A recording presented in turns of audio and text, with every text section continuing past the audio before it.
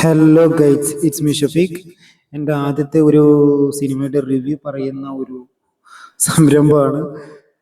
എനിക്ക് ഏറ്റവും ഇഷ്ടപ്പെട്ട ഒരു ഫിലിമാണ് ഇപ്പോൾ ബ്ലാസ്റ്റ്. അർജുൻ നായകനായ അഭിരാമി, പ്രീതി മുകുന്ദൻ ഒരുമിച്ച് അഭിനയിച്ച സൂപ്പർ ഫിലിം. അച്ഛൻ അമ്മ ക്യാരക്ടറിലാണ് ഇവർ മൂന്ന് പേരും അഭിനയിച്ചിട്ടുള്ളത്. ഒരു ഉഗ്രൻ ഫാമിലി ആക്ഷൻ എൻ്റർടൈൻമെൻറ്റ്. ആക്ഷൻ എന്ന് പറഞ്ഞാൽ കരാട്ടയാണ് ഏറ്റവും ഒരു ബേസിക് ആയിട്ട് ഇതിൻ്റെ എടുത്തിട്ടുള്ളത്. Fight choreography super.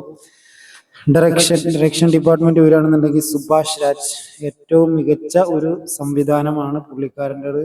Cinematography Arun Radhakrishnan, അദ്ദേഹത്തെ സിനിമാറ്റോഗ്രാഫി ഒന്നും പറയാനില്ല. ഓരോരോ ഫ്രെയിമും നല്ല രസത്തിൽ നല്ല സൂപ്പറായിട്ട് എടുത്തു വെച്ചിട്ടുണ്ട്. എഡിറ്റർ പ്രദീപ്, പുള്ളിക്കാരൻ വേറെ ലെവലിൽ അത് എഡിറ്റും ചെയ്തു വെച്ചിട്ടുണ്ട്.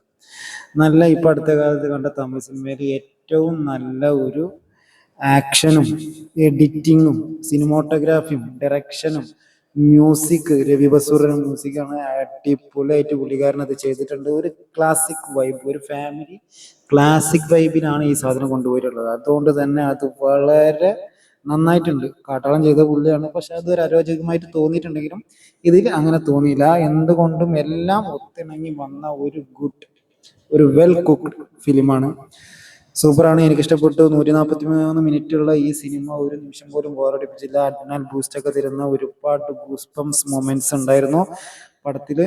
എല്ലാവരും ഒന്നിനൊന്നിനും മെച്ചമായിരുന്നു. അഭിരാമിൻ്റെതാണെങ്കിലും പ്രീതിയുടെ ആണെങ്കിലും ഒക്കെ നമ്മൾ അണ്ടർ എസ്റ്റിമേറ്റ് ചെയ്തു പോയി. ഞാൻ പ്രീതിയുടെ ഒക്കെ ഒരു പുള്ളിക്കാരത്തേക്ക് ഒരു എന്താ പറയുക, ഒരു റൊമാൻറ്റിക് ഹീറോയിൻ ആ ഒരു ലെവലിൽ കണ്ടിരുന്നതാണ്. ആക്ഷനൊക്കെ പുള്ളിക്കാരി നല്ല സൂപ്പറായിട്ട് ചെയ്തിട്ടുണ്ടായിരുന്നു.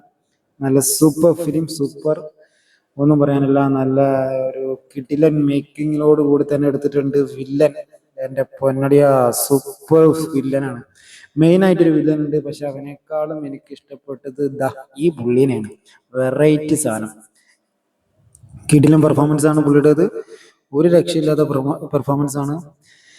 അപ്പോൾ വേർത്ത് മണി എങ്ങനെ വേണമെന്ന് തന്നെ പറയാം. നമുക്ക് ടിക്കറ്റ് എടുത്ത കയ്യിൽ കാശ് പോകില്ല, ധൈര്യമായിട്ട് ടിക്കറ്റ് എടുത്താൽ must watchable theatre experience cinema തന്നെയാണ്, ഒന്നും പറയാനില്ല.